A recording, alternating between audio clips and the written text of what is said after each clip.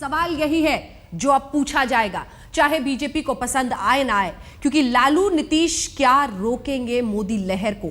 एक वक्त पर कहा जा रहा था कि लालू भी खत्म हो गए, नीतीश भी लगभग अपने ढलान की तरफ जा रहे हैं, लेकिन जो उपचुनावों के नतीजे आए हैं वो तमाम दावों को दरकिनार करते हुए मोदी लहर पर सवाल खड़े कर रहे हैं। जी हां, बिहार विधानसभा उपचुनाव के नतीजे महागठबंधन के हक में आए हैं। महागठबंधन ने 6 सीटों पर जीत दर्ज की है और बाकी 4 सीटों पर बीजेपी जीती है। महागठबंधन जिसे हम बार बार कह रहे हैं वो दरअसल लालू नीतीश का ये गठबंधन है। महागठबंधन ने एक तरफ बीजेपी को शिकस्त दी तो 3 सीटों के साथ आरजेडी इस गठजोड़ में सबसे बड़ी पार्टी बनकर उभरी है। उत्तराखंड के बाद बीजेपी को यह दूसरा झटका लगातार लगा है। जाहिर है ऐसे देश भर में मोदी के खिलाफ मोर्चा खोले हुए पार्टियों को एकजुट होने का एक आधार मिलेगा। तो क्या बिहार के बाद अन्य राज्यों पर, आपने सुना होगा कैसे उत्तर प्रदेश को लेकर भी यही जिक्र हो रहा था, क्या गठबंधन ऐसा किया जाएगा ताकि मोदी लहर को रोका जाए? देखिए पहले ये रिपोर्ट, फिर खास मेहमानों से होगी चर्चा। पुराने धुरंधरों की इस नई नवेली जोड़ी ने बीजेपी का गणित बिगाड़ दिया। बिहार के नतीजों ने एक बार फिर सियासी पंडितों की भविष्यवाणी पर सवाल खड़े कर दी। बिहार में हुए उपचुनाव में इस महागठबंधन ने 10 सीटों में से 6 सीटों पर जीत दर्ज की, जबकि 4 सीट बीजेपी के खाते में गई। मोहिउद्दीन नगर, राजनगर और छपरा सीट पर लालटेन की चमक फैली तो जेडीयू ने अपने तीर से जाले और परबत्ता सीटों को भेद दिया। इस महागठबंधन की तीसरी पार्टी कांग्रेस ने भागलपुर सीट पर अपना कब्जा जमाया। मोदी के विजय रथ को थामने वाले विजेता भी सामने आए। चेहरे की मुस्कान सब कुछ बयां कर रही थी। यहाँ कोई जातीय बंधन नहीं है, कोई जातीय वोट बैंक नाम की कोई चीज नहीं है। लोग अपने विवेक से उचित निर्णय लेते हैं और इसके लिए बिहार की जनता को मैं सलाम करता हूं और जरूरत है इसी मिजाज की, इसी को हम लोग आगे बढ़ाएंगे। इसमें शक नहीं कि मुंबई के अस्पताल में दाखिल लालू यादव को इससे जबरदस्त राहत मिली होगी। कभी आडवाणी की रथ को रोकने वाले लालू ने कम से कम मोदी को बिहार में झटका तो दिया ही है। लालू ने जीत के बाद ट्विटर पर अपनी भावनाएं लिखी। बिहार की मालिक जनता को महागठबंधन प्रत्याशियों को जिताने के लिए हार्दिक धन्यवाद। देश भर के मतदाताओं ने लोकसभा चुनाव में हुई भूल को सुधारा। जाहिर है 3 महीने पहले देश पर डंका बजाने वाली पार्टी सत्ते में है। मोदी लहर की राजनीति करने वालों को झटका लगा है। आक्रामक रहने वाले बीजेपी के धुरंधर बैकफुट पर चले गए। हालांकि नरेंद्र मोदी का बचाव करते इस उपचुनाव को स्थानीय मुद्दे का बताया। जो सीट हमारी लोकसभा में भी बढ़त थी और विधानसभा में भी लगातार जीतते रहे, वो सीट हम लोग हार गए। तो ये दुखद तो है, चिंता है। इस गठबंधन को हम लोग गंभीरता से लेंगे और पूरी मेहनत करेंगे। हालांकि ये जीत तमाम सवाल अपने साथ लेकर आई है। क्या महागठबंधन विधानसभा चुनाव में भी कमाल करेगा या फिर ये ताजी दोस्ती सिर्फ 10 सीटों का इतिहास बनकर रह जाएगी? ये सवाल इसलिए अहम है कि महागठबंधन में आरजेडी को सबसे ज्यादा सीटें मिली हैं। तो अब ये सवाल उठ रहा है कि इस महागठबंधन का नेता कौन होगा, नीतीश या लालू? आज तक ब्यूरो। यही वो सवाल है जिसका जवाब आप भी दे सकते हैं। जी हां, हल्ला बोल के मंच से जुड़िए, यही सवाल हम आपसे पूछ रहे हैं। सवाल यही है, क्या लालू नीतीश रोक पाएंगे मोदी लहर को?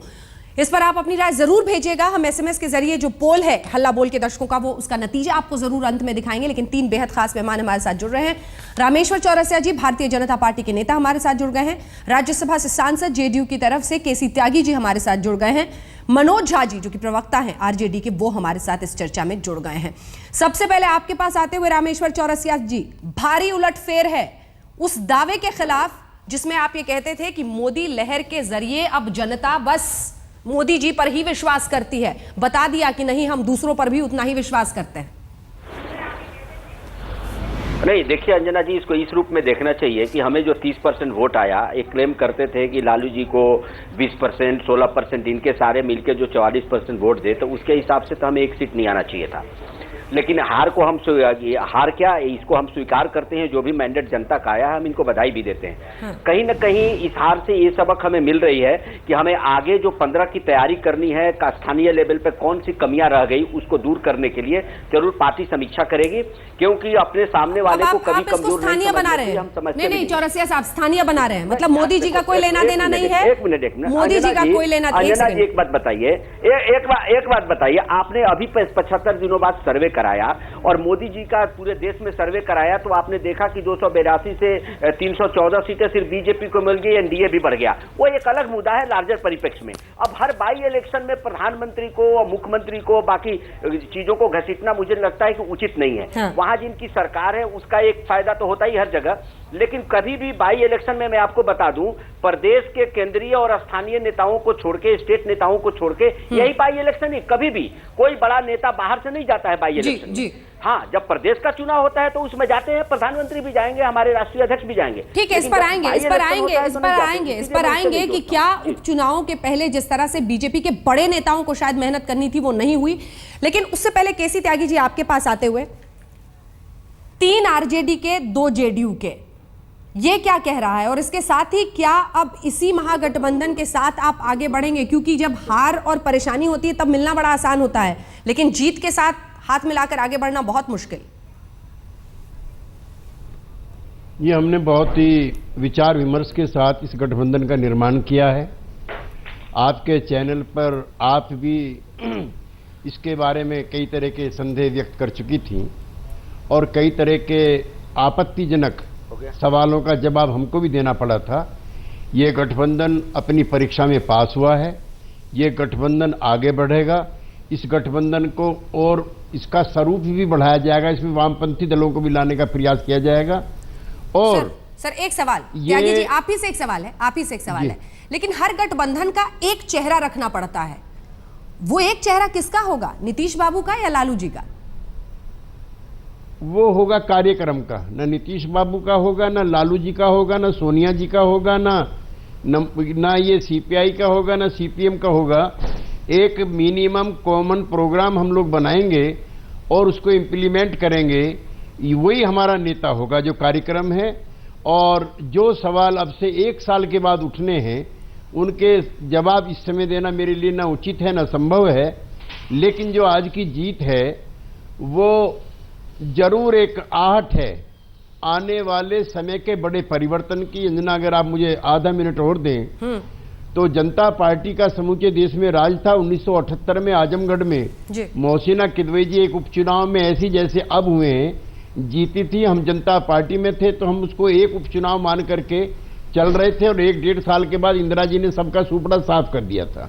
तो ये दीवारों पे लिखी हुई आहट होती है और ये दस्तक बहुत जोर से नहीं देती है, लेकिन ये धीरे धीरे आती है। ऐसा ही कर्नाटक का है, ऐसा ही उड़ीसा का है। और इसके साथ ही राज्यों के जो छोटे छोटे दल हैं उनके लिए संकेत है कि बिहार की तर्ज पर अगर गैर भाजपा मोर्चे का निर्माण करोगे तो नतीजे ऐसे ही होंगे कमोबेश जैसे बिहार में हुए। चलिए ठीक है। मनोज झा जी, हालांकि जाहिर तौर पर एक कमबैक के रूप में से देखा जा रहा है लालू प्रसाद यादव के लिए, लेकिन वो सवाल अहम होगा क्योंकि अब अगर यहां से उस 1 साल के बाद के लिए तैयारी की जाएगी तो महत्वाकांक्षाएं दोनों की ही ऐसी हैं, नीतीश जी हों या लालू जी हैं, महत्वाकांक्षाएं आसमान छूती हैं। एक चेहरे पर पहुंचना बहुत मुश्किल होगा। अंजना जी, मैं आपको बताऊं कि अगर महत्वाकांक्षाएं ही निर्धारक तत्व होती तो शायद ये गठबंधन नहीं बनता। इस गठबंधन के बनने में सबसे बड़ी बात है कि हर दल के व्यक्ति ने, लोगों ने, समूह ने अपनी महत्वाकांक्षाओं को दरकिनार किया और एक वैचारिक साम्य धरातल पर वो सामने आए। हमारे सामने सिर्फ ये मुद्दा नहीं था कि ये उपचुनाव हम 8 सीट जीत लें, क्योंकि हम 2 सीटें तो हारे हैं 700 से 1100 वोटों से। हमारे लिए महत्वपूर्ण था कि 26 मई के बाद 2 विकल्प थे, या तो हम अपने मतभेदों के इतिहास में कैद रहें या हम इतिहास को एक नई धारा दें, लोगों को बताएं कि दक्षिणपंथी अधिनायकवाद के बरक्स एक प्रगतिशील विचारधारा हो सकती है, और हमने वो देने की कोशिश की है। और ये सिर्फ महदूद नहीं रहेगी बिहार तक। इस जो त्यागी जी कह रहे थे, ये मैसेज आज दिन भर में ही कम से कम अन्य इलाकों में गया है, क्योंकि एक जो 26 मई के बाद हुआ, कि लोगों को एक लगा सिर्फ व्यक्ति नहीं हारे, हमारा दल नहीं हारा, कुछ मुद्दे हार गए अंजना जी पिछले चुनाव में। गैर बराबरी का मुद्दा हार गया, फिरका परस्ती, लोगों को लगा कि अब ये मुद्दा ही नहीं रहा। हम उन मुद्दों को वापस एक सेंट्रल रोस्ट्रम में लाने की चेष्टा कर रहे हैं। और बिहार का जो ये चुनाव है, उपचुनाव, इसकी अब गठबंधन की मिल्कियत बिहार के अवाम के हाथ में है।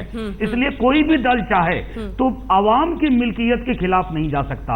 अब अवाम इसको ओन कर रही है और वो ये गठबंधन चलाएगी। चलिए ठीक है। रामेश्वर चौरसिया जी, इसका मतलब समझते हैं आप? 4 पे आपका सिमटना और उनका 6 तक, तीनों को मिला के 6 तक पहुंचना, इसका मतलब यह है कि अन्य राज्यों में भी ये एहसास होगा कि अगर हम सारे मिल गए दल तो हम मोदी को रोक पाएंगे।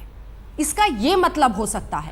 लालू जी ने कहा था कि उत्तर प्रदेश में मिल जाए मुलायम और मायावती, हालांकि मायावती ने नकार दिया, लेकिन ये एक भावना आएगी तो अगर इधर पोलराइजेशन होगा तो उधर भी पोलराइजेशन होगा, क्योंकि राजनीति में ये सब हिसाब तो बहुत महत्वपूर्ण होता है। चौरसिया जी, हाँ, अब आपने बात की यूपी की, तो मैं एक बार आपको याद भी दिला दूं कि मायावती या मुलायम जी कभी एक साथ हुआ करते थे, ये कोई नई बात नहीं है।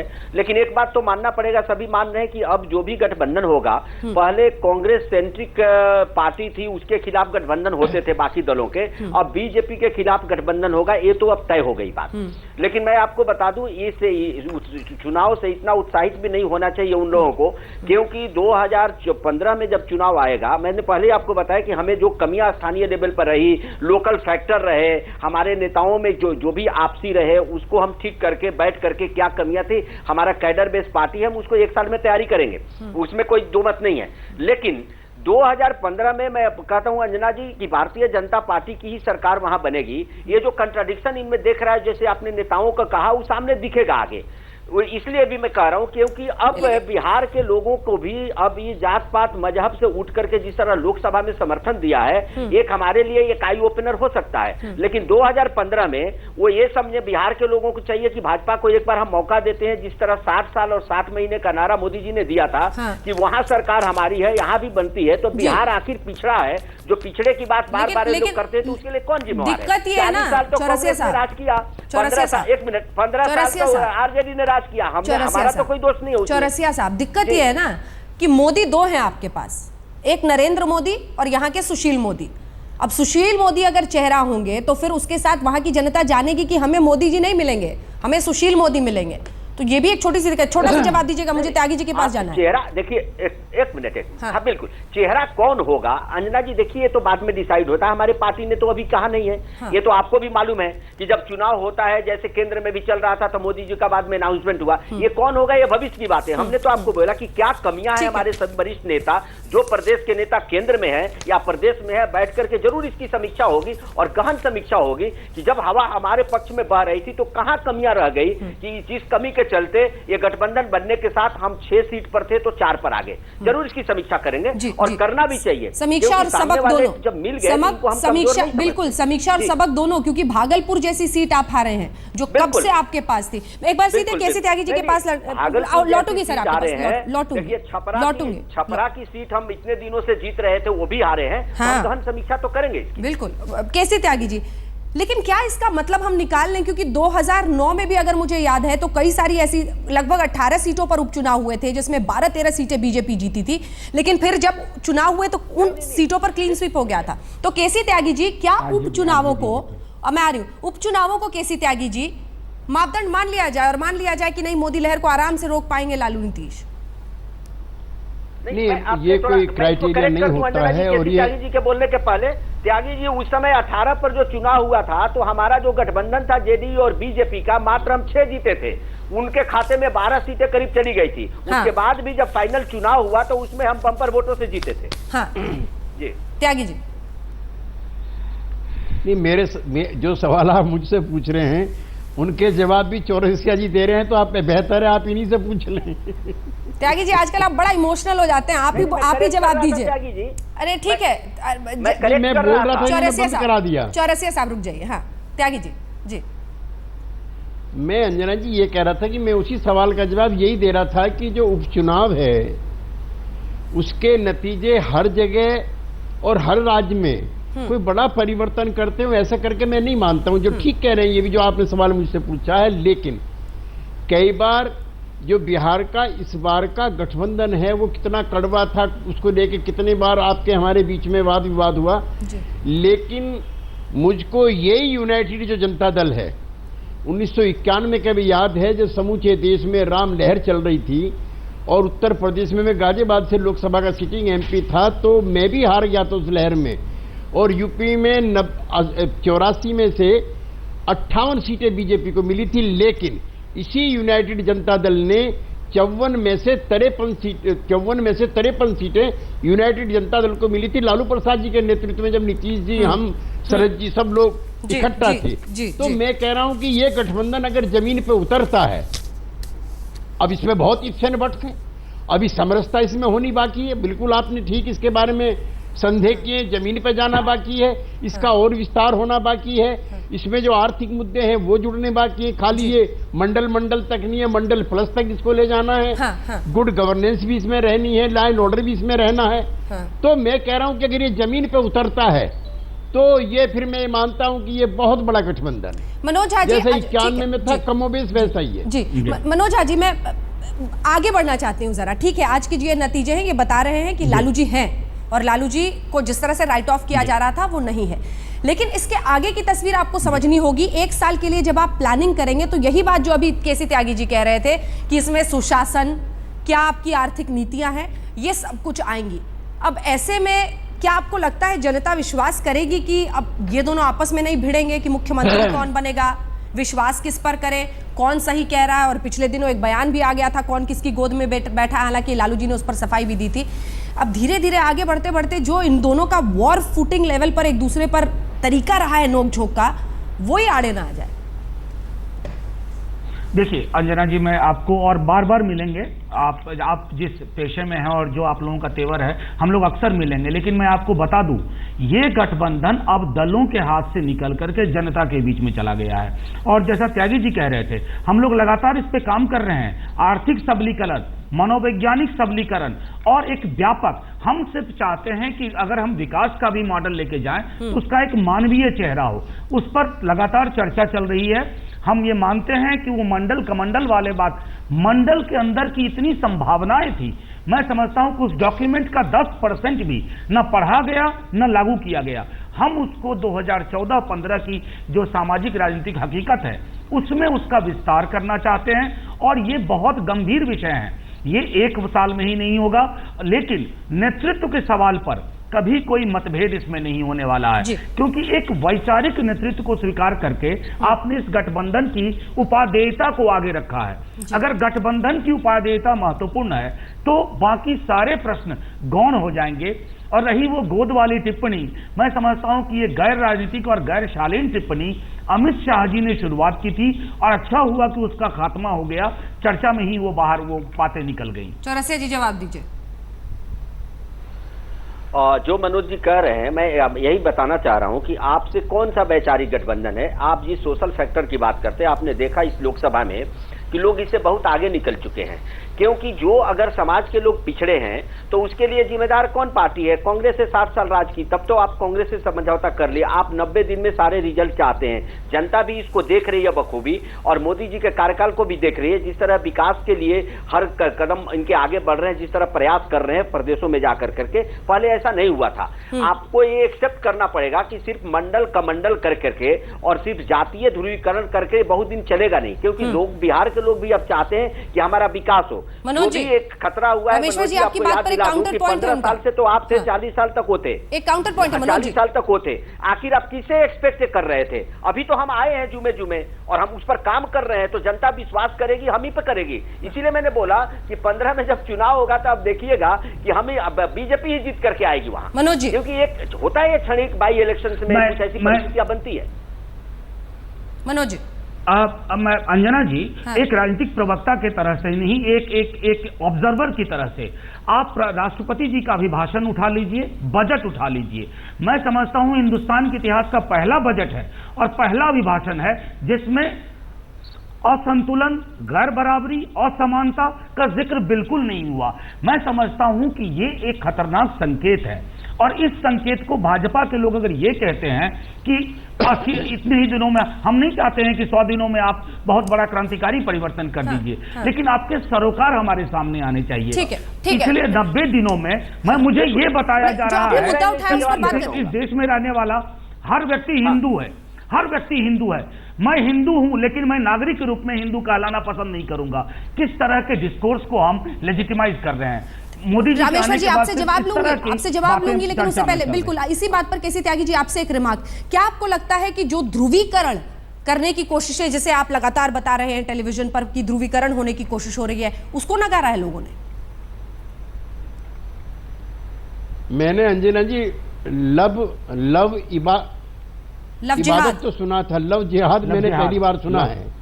मैं भी थोड़ा बहुत साहित्य का पढ़ता रहता हूं और अच्छा पाठक हूं, तो प्यार में इबादत तो होती है, प्यार में जिहाद होता है, मुझे पहली बार सुनने को मिल रहा।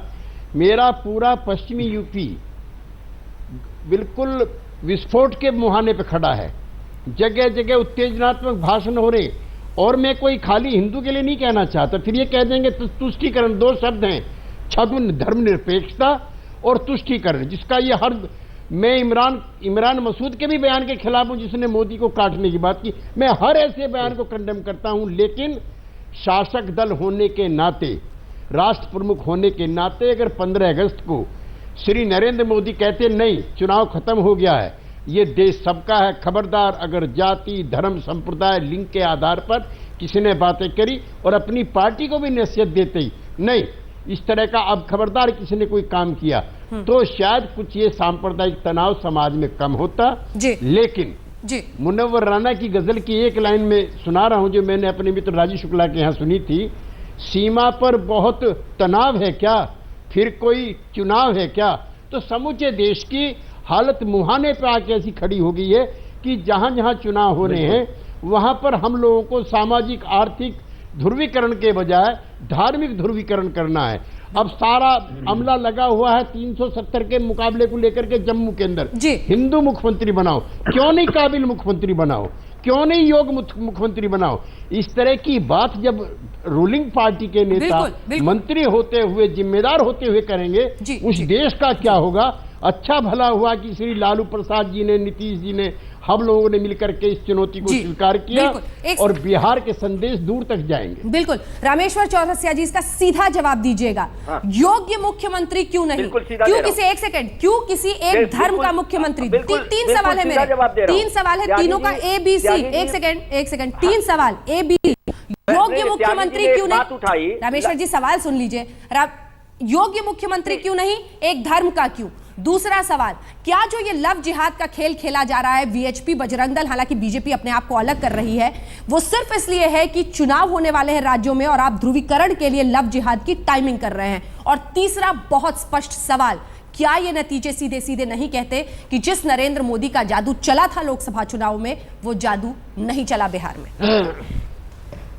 देखिए, पहली बात तो कि इन्होंने बोला काबिल मुख्यमंत्री, हर जगह काबिल ही मुख्यमंत्री होता है। ये स्वाभाविक है कि हमारे यहाँ हम जो सीटें वहां जीते हैं, ज्यादा से ज्यादा हिंदू बहुल इलाके में जीते हैं, तो ये कह दिया तो इसमें कोई आसमान नहीं गिरना चाहिए।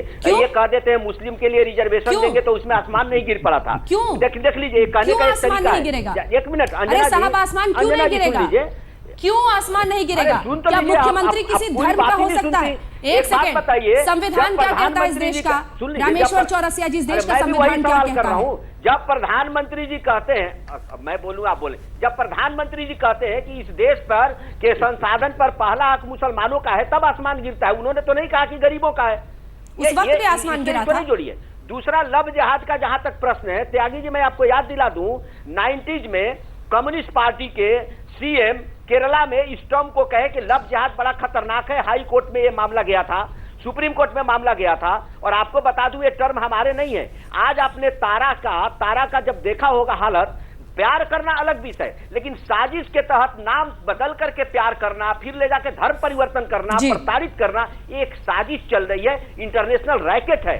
इससे सावधान सबको रहना चाहिए। हर चीज आपकी पार्टी में भी कई लोग जिहादी हैं। मैं बार बार कह रहा हूं कि ये एक रैकेट चल रहा है। उस लड़की की वेदना आप नहीं समझ पाए टीवी पर देख करके। मोदी का जादू नहीं चला। आखिरी सवाल, मोदी का जादू नहीं चला, मोदी का जादू नहीं चला, एक लाइन में जवाब। 1 मिनट सुन लीजिए। सवाल मोदी के जादू तो आपने चला दिया अंजना जी। 75 दिन बाद जो आपने सर्वे दिखाया वो तो हम 282 सर्वे पर मत पहुंचिए, आज नतीजे आ गए, आप सर्वे पे अटके हुए हैं। मोदी जी का ही जादू है। आप सर्वे पर अटके हुए हैं, यहाँ नतीजे आ गए मोदी जी का ही जादू है। अब आप बताइए, बाई इलेक्शन में कोई मोदी जी प्रचार करने जाएंगे? आप हर चीज को मोदी जी से जो जोड़ रही हैं। चलिए इसी के साथ जी इसी के साथ हमें इस बहस का अंत करना होगा। आप कहते हैं कि साजिश रची जा रही है किसी एक धर्म को ऊपर करने के लिए, नीचे रखने के लिए, लेकिन सवाल इतना है कि लोकतंत्र में साजिश इस बात की कभी नहीं होनी चाहिए कि वोटों का ध्रुवीकरण धर्म के आधार पर हो, एक मुख्यमंत्री किसी धर्म का हो, ऐसा प्रचार किया जाए। आप सभी का बहुत बहुत शुक्रिया हमारे साथ इस चर्चा में शामिल होने के लिए।